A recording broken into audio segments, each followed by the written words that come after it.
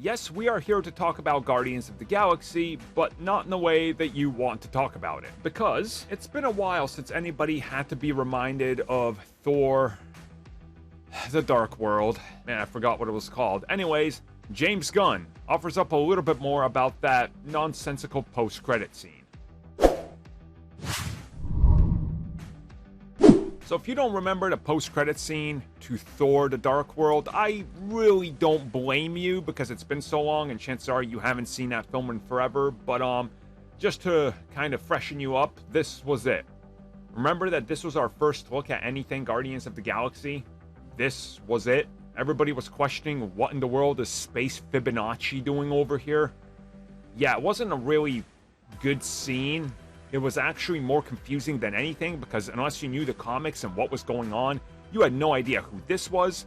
You had no idea what the Guardians were at this point, that's for sure. And you were probably like, I don't get what is going on here. Well, James Gunn recently offered up another apology in regards to that specific call out he did years ago where he was like, look, I wasn't involved with that. I don't like it. I don't care. It kind of came off rude and he apologized for that because again, it was people involved with the second unit.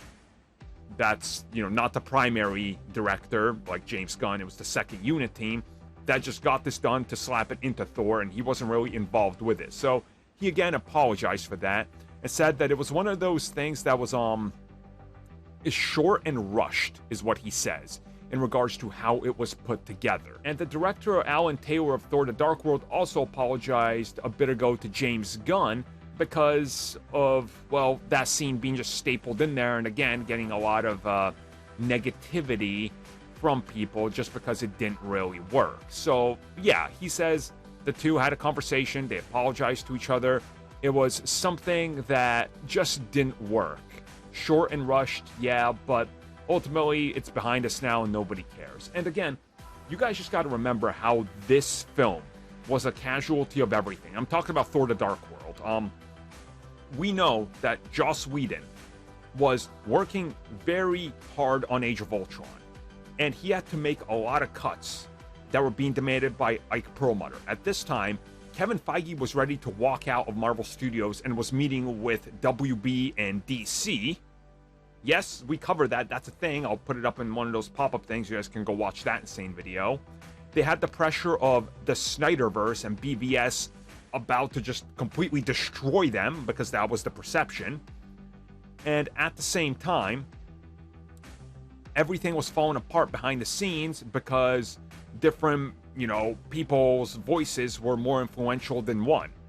So this thing was just stapled together very quickly, tossed out there and been like, just attach it. We got to make sure people know of Guardians. And it looks like at least all the people involved with it indirectly that were just doing their job are like, man, sorry I threw you under the bus. That's kind of cool. That's kind of cool.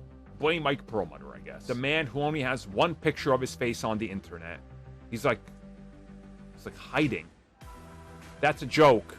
That's a joke. I know there's more, but we like to play up the idea that he's like a snake in the background. Because he's kind of like a snake, really.